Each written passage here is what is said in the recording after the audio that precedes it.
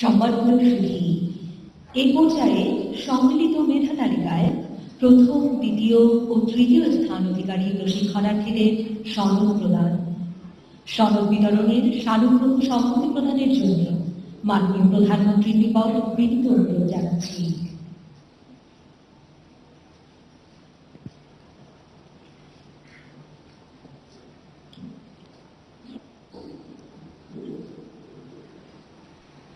সবাইকে আন্তরিক শুভেচ্ছা জানাচ্ছি।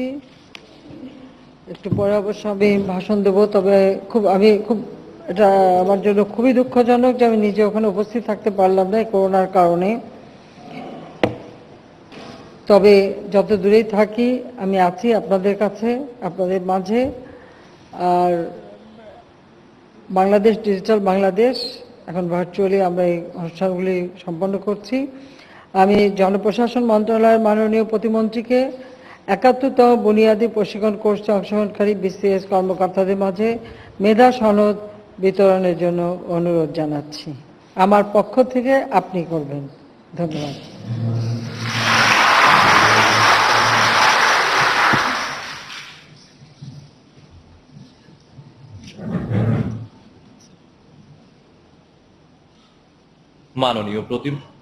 মাননীয় প্রতিমন্ত্রী, জনপ্রশাসন মন্ত্রণালয়, মাননীয় প্রধানমন্ত্রীর পক্ষে বুনিয়াদী প্রশিক্ষণের সমন্বিত মূল্যায়নে প্রথম, দ্বিতীয় ও তৃতীয় স্থান অধিকারী প্রশিক্ষণার্থীর হাতে সনদ তুলে দেবেন।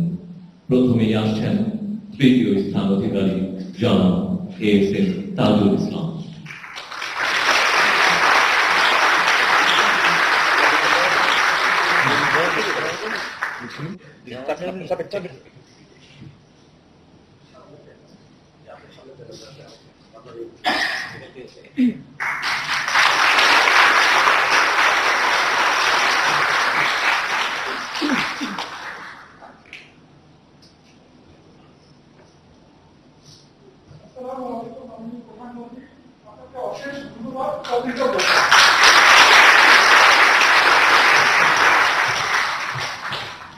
এরপর দ্বিতীয় স্থান অধিকারী জনাব মোসাম্মদ হামিদা খাতুন।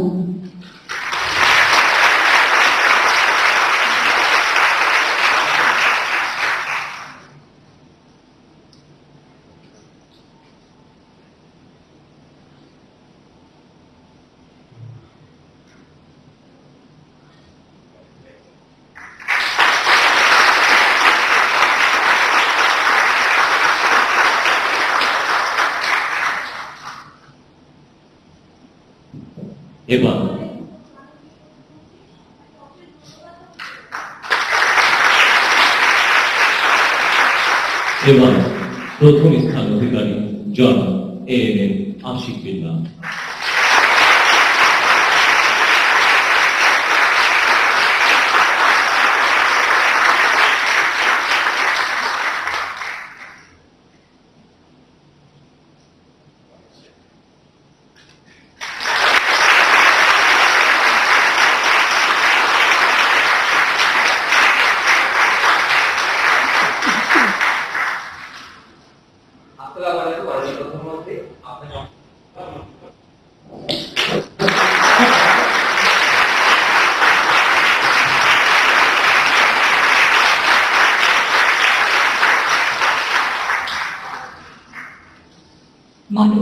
মাননীয় প্রধানমন্ত্রীর পক্ষ থেকে সনদপত্র বিতরণ করার জন্য প্রতিমন্ত্রী মহোদয়কে অসংখ্য ধন্যবাদ। অনুষ্ঠানের এই পর্যায়ে প্রশিক্ষণার্থীবৃন্দকে আহ্বান জানাচ্ছি দাঁড়িয়ে আমাদের গৃহীত সনদপত্র প্রদর্শন করার জন্য।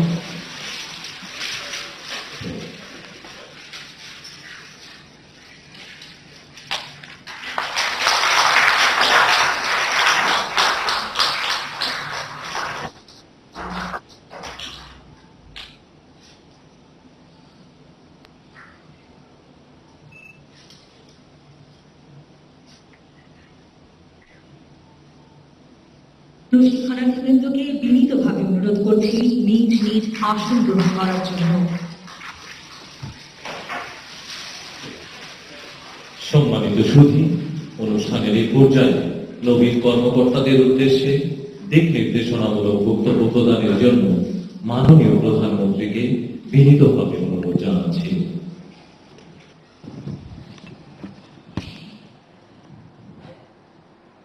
বিসমিল্লাহির রহমানির রহিম। আজকের অনুষ্ঠানে সভাপতি, সহকর্মীবৃন্দ, আমন্ত্রিত অতিথিবৃন্দ, বুনিয়াদী প্রশিক্ষণ কোর্সের প্রশিক্ষণার্থীবৃন্দ এবং সুধীমণ্ডলী, আসসালামু আলাইকুম। ৭১তম বুনিয়াদী প্রশিক্ষণ কোর্সের সনদ বিতরণ ও সমাপনী অনুষ্ঠানে উপস্থিত সকলকে আন্তরিক শুভেচ্ছা জানাচ্ছি। সাফল্যের সঙ্গে এই কোর্স সম্পন্ন করায় প্রশিক্ষণার্থীদের আমার আন্তরিক অভিনন্দন। করোনার মতো বৈশ্বিক মহামারীর প্রাদুর্ভাবের মধ্যে সফলভাবে কোর্সটি আয়োজন সম্পন্ন করায় সংশ্লিষ্ট সকলকে আমি আন্তরিক ধন্যবাদ জানাচ্ছি। আমি গভীর শ্রদ্ধার সঙ্গে স্মরণ করছি সর্বকালের সর্বশ্রেষ্ঠ বাঙালি জাতির পিতা বঙ্গবন্ধু শেখ মুজিবুর রহমানকে। 1948 সালে সেই ভাষা আন্দোলন থেকে নিয়ে শুরু করে পর্যায়ক্রমিকভাবে বিভিন্ন আন্দোলন সংগ্রামের মধ্য দিয়ে 1971 সালে তিনি আমাদেরকে একটি রাষ্ট্র উপহার দিয়েছেন এবং বাঙালি জাতি হিসেবে প্রতিষ্ঠিত করেছেন।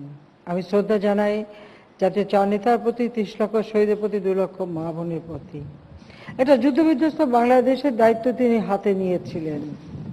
যে বাংলাদেশটা দীর্ঘদিন একটা প্রদেশ, যে বাংলাদেশ শোষিত, বঞ্চিত, নির্যাতিত, নিগৃহীত ছিল, একটা যুদ্ধবিধ্বস্ত দেশ, রাস্তাঘাট, পুল, ব্রিজ সব কিছু যেখানে ধ্বংসপ্রাপ্ত, কারেন্সি নোট ছিল না, গোলায় এক ফোঁটা খাদ্য ছিল না, 1 কোটির উপর মানুষ শরণার্থী, 3 কোটির উপর মানুষ গৃহহারা, গণহত্যার ফলে বিভিন্ন পরিবার ধ্বংসপ্রাপ্ত, একেবারে বলতে গেলে ধ্বংসস্তূপের উপর দাঁড়িয়ে জাতিপিতা বঙ্গবন্ধু শেখ মুজিব যাত্রা শুরু করেছিলেন।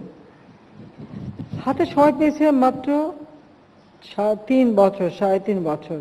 একটি জাতির জন্য এটা অত্যন্ত স্বল্প একটি সময়, কিন্তু এই 3.5 বছরের মধ্যেই যুদ্ধ বিধ্বস্ত বাংলাদেশকে তিনি গড়ে তুলেছিলেন এবং একটা প্রদেশকে রাষ্ট্রীয় কাঠামো গড়ে তোলার সব ধরনের আইন, নীতি, বিধি সব কিছু করে দিয়েছিলেন এবং আমাদের মাত্র 9 মাসের মধ্যে একটি সংবিধান উপহার দিয়েছিলেন। এবং একটি স্বাধীন রাষ্ট্রের প্রশাসনিক ব্যবস্থা গড়ে তোলার জন্য তিনি একটা শিক্ষা ব্যবস্থাকে একদিকে যেমন আধুনিকীকরণের জন্য ডক্টর কুদরতি খোদা কমিশন গঠন করেন এবং শিক্ষার ব্যবস্থাটা নেন, সেই সাথে অ্যাডমিনিস্ট্রেটিভ সার্ভিসেস রিঅর্গানাইজেশন কমিটি গঠন করেন, যে আমাদের স্বাধীন দেশের উপযোগী একটা অ্যাডমিনিস্ট্রেটিভ সার্ভিস কিভাবে গড়ে উঠবে সেটারও একটা ব্যবস্থা তিনি নিয়েছিলেন। অর্থাৎ আমরা যখন রাষ্ট্র পরিচালনা করতে যাই তখন আমরা দেখি যে এত অল্প সময়ের মধ্যে আমার মনে হয় পৃথিবীর কোনো দেশে কোনো নেতা এভাবে করতে পারেননি, যে একটা রাষ্ট্রীয় কাঠামোকে কিভাবে তিনি দাঁড় করিয়েছিলেন। শুধু তাই না, অর্থনৈতিকভাবেও বাংলাদেশকে স্বাবলম্বী করবার জন্য তিনি খেতে খামারে, কলে কারখানায় উৎপাদন বৃদ্ধি করার যেমন আহ্বান দিয়েছিলেন, পাকিস্তানিদের পরিত্যক্ত সমস্ত শিল্প কলকারখানা সবই তিনি জাতীয়করণ করেন, রাষ্ট্রের দায়িত্ব নিয়ে সেগুলি পরিচালনা করেন, সেই সাথে সাথে বাংলাদেশকে অর্থনৈতিকভাবে এগিয়ে নিয়ে যান। তার বলিষ্ঠ নেতৃত্বের কারণে মাত্র 3.5 বছরের মধ্যে বাংলাদেশের প্রবৃদ্ধি 7 ভাগের উপরে উন্নীত হয়েছিল। বাংলাদেশ একটি স্বল্পোন্নত দেশ হিসেবে প্রতিষ্ঠা লাভ করে। দুর্ভাগ্য আমাদের 75 15 আগস্ট জাতিপিতাকে নির্মমভাবে হত্যা করা হয়। শুধু তাকে না, বাংলাদেশের রাষ্ট্রপতি জাতিপিতাকে হত্যার সাথে সাথে আপনারা জানেন যে আমার মা বেগম ফজিলাতুন্নেসা মুজিব, আমার 3 ভাই, আমার ছোট ক্যাপ্টেন শেখ কামাল মুক্তিযোদ্ধা, ঢাকা বিশ্ববিদ্যালয়ের ছাত্র ছিল, আমার আরেক ছোট ভাই লেফটেন্যান্ট শেখ জামাল মুক্তিযোদ্ধা, এবং আমার 10 বছরের ছোট্ট শিশু ভাই রাসেল সহ আমাদের পরিবারের সদস্যদের নির্মমভাবে হত্যা করে। এই হত্যায় যেমন পারিবারিকভাবে আমরা সব হারিয়েছি, কিন্তু বাংলাদেশের মানুষ হারিয়েছিল তার সকল আশা, ভরসা, ভবিষ্যৎ।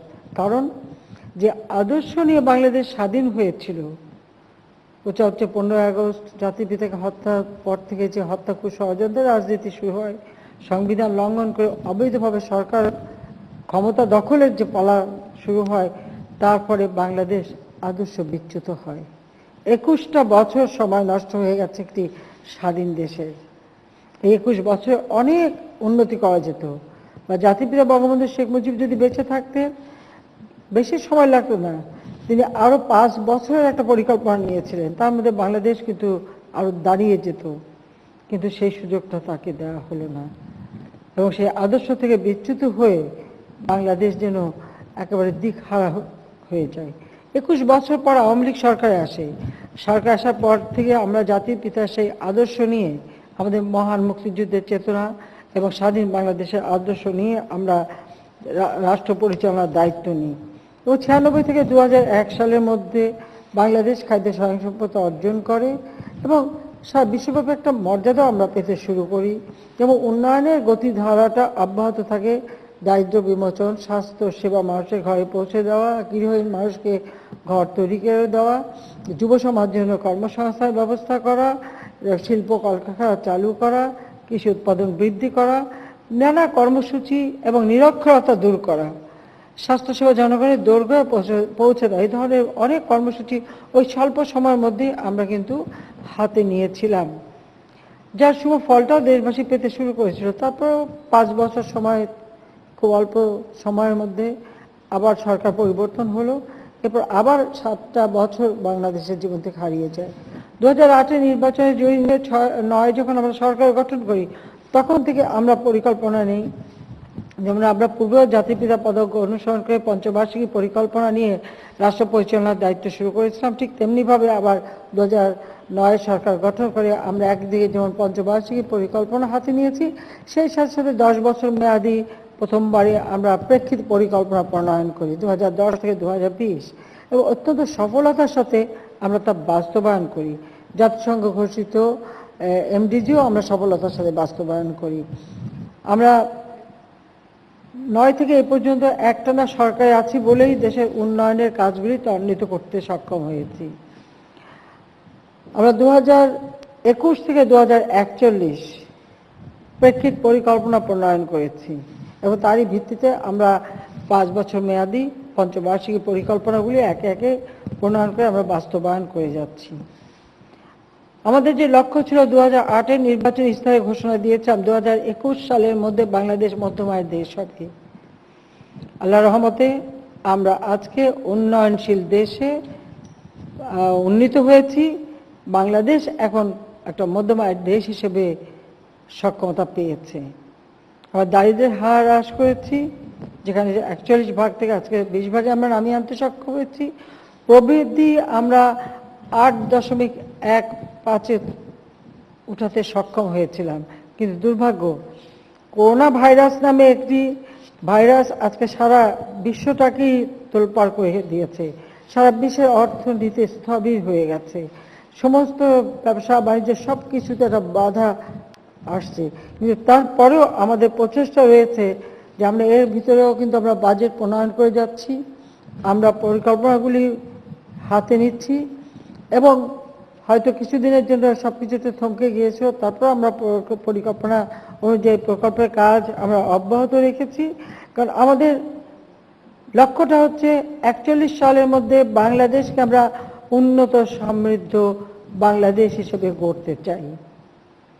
আমি জানি আমার এখন যে বয়স, তাতে হয়তো 41 সাল পর্যন্ত রাষ্ট্র পরিচালনা করা বা বেঁচে থাকার কোনো সম্ভাবনা নেই, কিন্তু আজকে যারা এই যে নবীন অফিসাররা যারা আজকে প্রশিক্ষণ নিয়ে স্ব দায়িত্ব পালনে কাজে যাবেন, আপনাদের উপরেই কিন্তু এই দায়িত্ব পড়বে। তো আমি বলবো আমার 41-এর উন্নত বাংলাদেশ গড়বার সৈনিক হচ্ছে আজকের এই নতুন প্রজন্ম, যারা রাষ্ট্রীয় দায়িত্বে যোগ দেবেন। এবং এই কথাটা সবসময় মনে রাখতে হবে, আত্মবিশ্বাস নিয়ে সততার সাথে নিষ্ঠার সাথে নিজ নিজ দায়িত্ব পালন করতে হবে।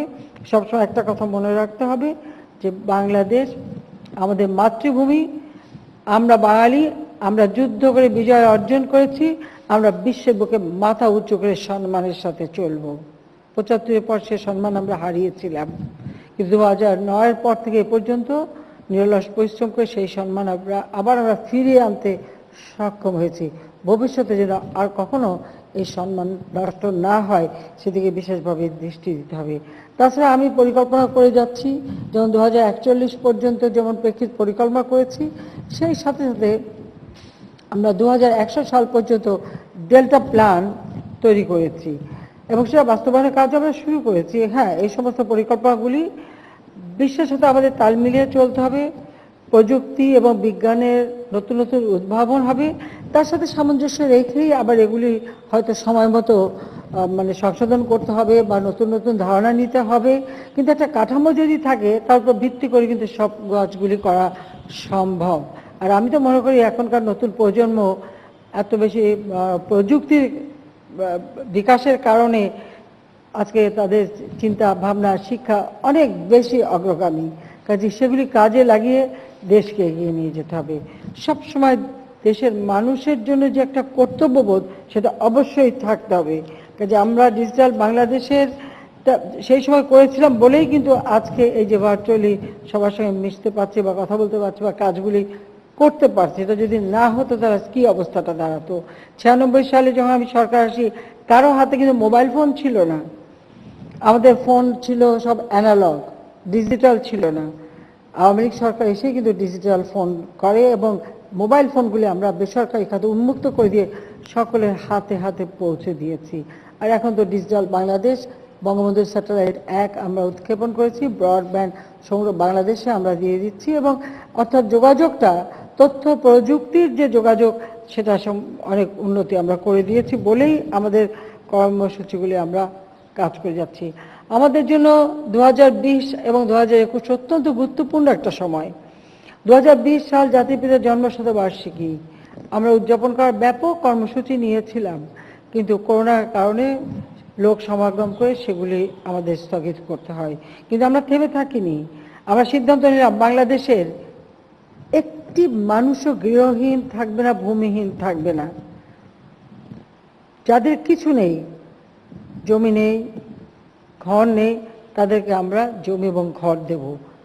এবং সেটা আমরা শুধু আমাদের না, বিভিন্ন মন্ত্রণালয় এবং বিভিন্ন প্রকল্প, আশ্রয় প্রকল্প সহ অন্যান্য প্রকল্পের মাধ্যমে আমরা সেটা দিয়ে যাচ্ছি। এবং এটা সবাইকে এ দায়িত্বটা পালন করতে হবে যে এই বাংলার মাটিতে স্বাধীন বাংলাদেশ, লাখো শহীদের রক্তের বিনিময়ে অর্জিত বাংলাদেশ, এখানে একটি মানুষও গৃহহীন থাকবে না, ভূমিহীন থাকবে না। আমাদের লক্ষ্য ছিল প্রতি ঘরে ঘরে আমরা আলো জ্বলব। আজকে কিন্তু বাংলাদেশে প্রায় 99% মানুষ বিদ্যুৎ পাচ্ছে। এমন অনেক দ্বীপাঞ্চলে আমরা সাবমেরিন কেবলের মাধ্যমে বিদ্যুৎ লাইন দিয়ে দিচ্ছি এবং সোলার প্যানেল দিয়ে ঘরে ঘরে বিদ্যুৎ পৌঁছে দিচ্ছি।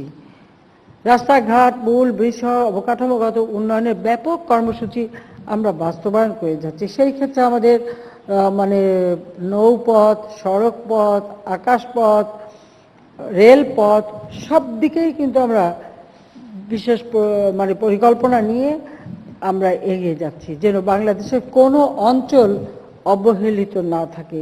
প্রতিটি অঞ্চলের মানুষের জীবনে যেন উন্নয়নের ছোঁয়া পাওয়া যায়। আর সে কারণেই ঘোষণা দিয়েছি যে প্রতিটি গ্রামকেই আমরা শহরের সব ধরনের সুযোগ সুবিধা মানুষ যাতে পায় সে ব্যবস্থা করব। অর্থাৎ আমার গ্রামকে আমি শহর হিসেবে রূপান্তর করব। তার মানে হচ্ছে যে গ্রামীণ মানুষগুলি যেন নিজেদেরকে কখনো অবহেলিত মনে না করে, তারা যেন শহরের সকল সুযোগ সুবিধা পায়। সেভাবেই আমরা কিন্তু আমাদের পরিকল্পনা করে যাচ্ছি। আমরা যে উন্নয়নশীল দেশের মর্যাদা পেয়েছি, এটা আমাদের ধরে রাখতে হবে। এটা ধরে রেখেই দেশকে এগিয়ে নিয়ে যেতে হবে। আমি মনে করি যে আমাদের যে অর্জন এ পর্যন্ত আমরা করেছি, এটা ঠিক, এটা আমি বলবো না যে এটা শুধু আমার একার বা আমার দলের বা আমার সরকারের একার অর্জন না। আমি বরং সবাইকে সাধুবাদ জানাই যে আমাদের এই সমস্ত পরিকল্পনা বাস্তবায়নে একেবারে মাঠ পর্যায়ে সকলে, প্রশাসন বলেন, আইন শৃঙ্খলা রক্ষাকারী সংস্থা বলেন, আমাদের সশস্ত্র বাহিনী বলেন, আমাদের বিডিআর বলেন, আনসার বিডিবি বলেন, বা প্রকৌশলরা বলেন, বা প্রত্যেকে, আমাদের কৃষিবিদ, আমাদের গবেষক, সকলেই কিন্তু আন্তরিকতার সাথে কাজ করেছে। হয়তো সব নাম আমি হয়তো বলতে পারছি না, কিন্তু প্রত্যেকে যাকে যেখানে দায়িত্ব দিয়েছি অত্যন্ত আন্তরিকতার সাথে কাজ করেছে বলেই মাত্র 12 বছরের মধ্যে বাংলাদেশে আমরা বিরাট পরিবর্তন আনতে সক্ষম হয়েছি। আজকের বাংলাদেশ উন্নয়নশীল দেশ, 41-এর বাংলাদেশ হবে উন্নত সমৃদ্ধ দেশ। সেইভাবে সেই কথা মাথায় রেখে জনগণের প্রতি মানে একটা আন্তরিক থেকে তাদের সেবা দেওয়ার মধ্য দিয়েই সকলকে কাজ করবার জন্য আমি অনুরোধ জানাচ্ছি। আমরা দেশে গণমুখী জনপ্রশাসন ব্যবস্থা সংহত করার জন্য আমরা বিভিন্ন কার্যক্রম গ্রহণ করেছি। সিভিল সার্ভিসের সদস্যদের দেশে বিদেশে প্রশিক্ষণের ব্যবস্থা নেওয়া হয়েছে, যেটা স্বাধীনতার পরপর যখন যুদ্ধ বিধ্বস্ত দেশ জাতির পিতা গড়ে তুলছেন তখনও তিনি শুরু করেছিলেন, এবং সেই সীমিত সম্পদ দিয়ে কিন্তু তিনি বিদেশে প্রশিক্ষণ, পিএইচডি করবার জন্য বা উচ্চশিক্ষার জন্য তিনি অফিসারদের পাঠানো শুরু করেছিলেন। ৭৫-এর পর সেটা অনেকটা থমকে গিয়েছিল। যাও, আমরা এখন আবার উচ্চতর ডিগ্রি অর্জন, উচ্চতর প্রশিক্ষণ অর্জন এবং মানে বিশ্বের সাথে তাল মিলিয়ে চলার উপযুক্ত আমাদের কর্মকর্তা বা কর্মচারীরা যে হয় সেদিকে বিশেষভাবে আমরা ব্যবস্থা নিয়েছি, এবং আমরা সেখানে ফেলোশিপ দিচ্ছি, বৃত্তি দিচ্ছি, অনুদান দিচ্ছি, যেখানে যেটা প্রয়োজন আমরা সেভাবেই কিন্তু ব্যবস্থা নিচ্ছি। কেন নিচ্ছি? যে আমরা চাই যে বিশ্বের সাথে তাল মিলিয়ে চলার মতন যেন সকলে গড়ে ওঠেন, সেদিকে লক্ষ্য রেখেই আমরা এই কাজ করে যাচ্ছি। প্রশিক্ষণকে আমি সবসময় গুরুত্ব দিই, কারণ প্রশিক্ষণ অত্যন্ত গুরুত্বপূর্ণ, আর প্রশিক্ষণ ছাড়া কিন্তু কোনো কাজে উৎকর্ষ সাধন হয় না। আর বিজ্ঞানের যুগে বা প্রযুক্তির যুগে প্রতিনিয়ত যেহেতু নতুন নতুন ধারা আসছে, তার সঙ্গে সামঞ্জস্য রেখেই আমাদের এগিয়ে যেতে হবে। এই জন্য প্রশিক্ষণের উপর আমরা বেশি গুরুত্ব দিয়ে আমরা প্রত্যেকটা প্রশিক্ষণ প্রতিষ্ঠানগুলির আমরা উন্নতি করবার জন্য ব্যাপক ব্যবস্থা হাতে নিয়েছি, এবং আমরা প্রায় 1000 টাকার কথা বলা বোধহয় ঠিক না, তারপর আমি বলবো যে আমরা মানে এই বিপিএটিসি এটাকে আরো উন্নত মানের করবার জন্য টাকার কথা বাদলাম, আমি টাকার হিসাব বেশি করি না, আমি করি কাজের হিসাব। এর ভৌত অবকাঠামো পুনর্নির্মাণ করা এবং আনুষঙ্গিক সকল ধরনের আধুনিক সুযোগ সুবিধা দিয়ে বিপিএটিসির সক্ষমতা বৃদ্ধি করবার জন্য আমরা একটা প্রকল্প নিয়েছি অনেক টাকা দিয়ে। এই কাজটা যখন শেষ হবে, সিভিল সার্ভিসের প্রায় 2000 সদস্যকে একই সঙ্গে প্রশিক্ষণ দেওয়া যাবে। অল্প অল্প নয়, 2000 মতো যাতে একসঙ্গে ট্রেনিং নিতে পারে, আর ট্রেনিংয়ের সময়টাও আরও একটু বৃদ্ধি করার আমার ইচ্ছা আছে। এটা মাত্র 4 মাস ছিল, 6 মাস করেছি, ভবিষ্যতে আমি আর একটু লম্বা সময় নিয়েই ট্রেনিং দেওয়ার ব্যবস্থা করতে চাই, যেন প্রত্যেকে আমাদের সরকারি কর্মচারীদের আর্থিক সুযোগ সুবিধাও কিন্তু বৃদ্ধি করা হয়েছে। আমি 2015 সালে সকলের বেতন ভাতা এবং অন্যান্য সুযোগ সুবিধা আমি করে দিয়েছি। সেই সাথে সাথে আরও কতগুলি পদক্ষেপ নিয়েছি, যেমন বার্ষিক কর্ম সম্পাদন চুক্তি। খালি কাজ করবো বললে হলো না, এই চুক্তির মাধ্যমে কে কতটুকু তার দায়িত্ব পালন করলো সেটাও কিন্তু আমরা যাচাই করে দেখতে পারি, এবং শুদ্ধাচার কর্মকৌশল সেটা আমরা নির্দিষ্ট করে দিয়েছি, এবং নানা ধরনের উদ্ভাবন, এই উদ্ভাবনী শক্তি যাদের মাঝে আছে তাদেরকে বিভিন্নভাবে সহযোগিতা করা এবং এভাবে কাজের মানটা বাড়ানো, সেদিকে আমরা যেমন দৃষ্টি দিচ্ছি, সেই সাথে সাথে আমাদের দেশের মানুষ তাদের নিরাপত্তা চিন্তা করে সামাজিক নিরাপত্তার ব্যাপক কর্মসূচি আমরা বাস্তবায়ন করে যাচ্ছি। অর্থাৎ একটি মানুষও না খেয়ে থাকবে না, বিনা চিকিৎসায় মরবে না, প্রত্যেকটা মানুষের জীবনের যে মৌলিক চাহিদাগুলি সেগুলি যেন পূরণ হবে। তাই আমরা স্বাস্থ্যসেবা জনগণের দোরগোড়ায় পৌঁছে দেওয়া, শিক্ষার উপরে গুরুত্ব দেওয়া এবং দেশের উন্নয়নটা একেবারে তৃণমূলে নিয়ে যাওয়া, সেভাবে আমরা কাজ করে যাচ্ছি। কারণ যুগের সাথে তাল মিলিয়ে আমরা চলবো। তাই আমাদের সিভিল সার্ভিসে যারা কাজ করেন তাদের এটাই মনে রাখতে হবে যে দেশের মানুষের জন্যই আপনাদের কাজ করতে হবে। আর বাংলাদেশ আমাদের মহান মুক্তি সংগ্রাম এবং মুক্তিযুদ্ধে দল মত নির্বিশেষে সকল শ্রেণী পেশার মানুষ তারা অংশগ্রহণ করেছে। তাই বাংলাদেশ হবে মানে ধর্ম, লিঙ্গ, ধনী, দরিদ্র কোনো ভেদাভেদ না, মানুষ মানুষই, মানুষকে মানুষ হিসেবে দেখে তাদের সার্বিক উন্নয়নের কথা চিন্তা করে তাদেরকে সমান অধিকার দিয়ে কাজ করতে হবে, এবং সেই মানসিকতা নিয়েই আপনারা জনগণের সেবা করবেন, সেটাই আমি চাই। কারণ দরিদ্র কেউ তো ইচ্ছে করে দরিদ্র হয় না, আর দরিদ্র ভাই জন্মালেই তাকে আমরা অপবাদ দিতে পারি না, বা কেউ প্রতিবন্ধী বা অটিস্টিক হলেই তাকে আমরা অপবাদ দিতে পারি না। কিন্তু তাদেরকে সাহায্য করা দরকার, যে তারাও সমাজে উঠে দাঁড়াতে পারে, মাথা উঁচু করে চলতে পারে। সেইভাবেই আমরা কাজ করতে চাই, দেশের মানুষের সেবা। এবং জাতির পিতা যে কথা বলে গেছেন 1975 সালে 26শে মার্চ সরোয়ার্দী উদ্যানের জনসভায় সরকারি কর্মচারীদের উদ্দেশ্যে তিনি বলেছিলেন, আমি কোট করছি, কোট, আপনি চাকরি করেন, আপনার মাইনে দেয় এই গরিব কৃষক, আপনার মাইনে দেয় ওই গরিব শ্রমিক, আপনার সংসার চলে ওই টাকায়, আমি গাড়ি চড়ি ওই টাকায়, ওদের সম্মান করে কথা বলুন, ইজ্জত করে কথা বলুন, ওরাই মালিক, আনকোট। বাংলাদেশের জনগণই বাংলাদেশের মালিক। সে জনগণ, সে একেবারে হতদরিদ্র হোক, একজন কৃষক হোক, শ্রমিক হোক, ইভেন একজন ভিখারি হোক, সেও কিন্তু এই দেশের মালিক। অর্থাৎ জনগণই হচ্ছে মালিক। আমাদের সংবিধানের 7ম অনুচ্ছেদেও কিন্তু একথাই বলা আছে যে প্রজাতন্ত্রের মালিক জনগণ। সেই কথাটা মনে করি আপনারা তাদের সেবা দেবেন, এটাই আমি চাই। লোক প্রশাসন এবং মানব সম্পদ ব্যবস্থাপনা সম্পর্কিত বিভিন্ন জ্ঞান এবং জনদরদী মনোভাব উন্নয়নের 6 মাস মেয়াদী বুনিয়াদী প্রশিক্ষণ কাঙ্ক্ষিত ভূমিকা পালনে আপনাদের সহায়তা করবে বলে আমি আশা করি। আমি আশা করব কর্মজীবনের বৃহত্তর পরিসরে ফিরে গিয়ে আপনারা প্রশিক্ষণের মাধ্যমে অর্জিত তাত্ত্বিক ও ব্যবহারিক জ্ঞান ও দক্ষতা যথার্থভাবে প্রয়োগ করবেন। জনসেবা, দেশপ্রেমী মনোভাব সর্বোপরি, মুক্তিযুদ্ধের মহান চেতনাকে লালন ও সমুন্নত রাখতে আপনারা উদ্যোগী হবেন। মুক্তিযুদ্ধের আদর্শ নিয়েই দেশকে গড়ে তুলবেন। করোনা ভাইরাস এখন একটা মহামারী আকারে দেখা দিয়েছে এবং আমরাও সেই ধাক্কাটা দেখতে পাচ্ছি। কাজেই আমাদের তাৎক্ষণিক কিছু ব্যবস্থা আমরা নিলেও হয়তো ভবিষ্যতে আরও কঠোর পদক্ষেপ আমাদের নিতে হবে মানুষকে বাঁচানোর জন্য, এবং সেটা আমরা নেব। আপনারাও এ ব্যাপারে সতর্ক থাকবেন, নিজেকে সুরক্ষিত রাখবেন, স্বাস্থ্যবিধি মেনে চলবেন এবং অপরকে যাতে সুরক্ষিত থাকে সেদিকে বিশেষভাবে দৃষ্টি দিবেন। আমি সমগ্র দেশবাসীকে আজকে এই সভার মাধ্যমে সবাইকে বলবো, শুধু ঢাকা এবং অনলাইনে আরও অন্যান্য জায়গায় যারা আছেন, প্রত্যেকে আপনারা স্বাস্থ্য সুরক্ষা বিধিটা মেনে যাতে চলে সে ব্যবস্থাটা নেবেন। মানুষের জীবন জীবিকা চলতে হবে, মানুষকে আমরা কষ্ট দিতে পারি না, কিন্তু সেখানে স্বাস্থ্যবিধি মেনে চলা একান্তভাবে অপরিহার্য। সেদিকে সকলে বিশেষভাবে আন্তরিকতার সাথে কাজ করবেন এবং প্রত্যেকে যেন স্বাস্থ্যবিধি মেনে চলেন।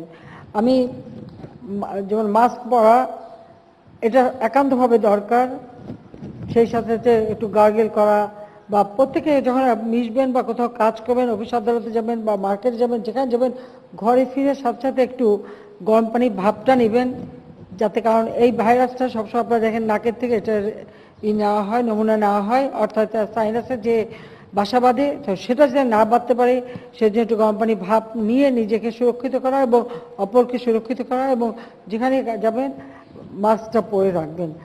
কাজে সেদিক সেভাবে নিজেকে সুরক্ষিত করবেন এবং আপনার আশেপাশে যারা আছে তারাও সুরক্ষিত থাকবে। আপনারা যারা দায়িত্ব নিয়ে আজকে কর্মস্থলে যাবেন সেখানেও যাতে সকলে এই স্বাস্থ্যবিধি মেনে চলে সে বিষয়টা অবশ্যই আপনারা দৃষ্টি দেবেন, সেটা আমি অনুরোধ করি।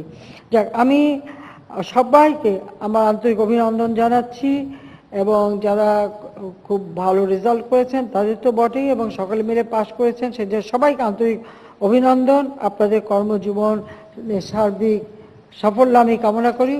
সবার জীবন সুন্দর হোক, সফল হোক, এবং আপনাদের প্রচেষ্টায় আমার বাংলাদেশের মানুষের জীবন সুন্দর সফল হোক। ইনশাআল্লাহ বাংলাদেশ সোনার বাংলাদেশ হিসেবে গড়ে তুলে জাতির পিতার স্বপ্ন আমরা পূরণ করব।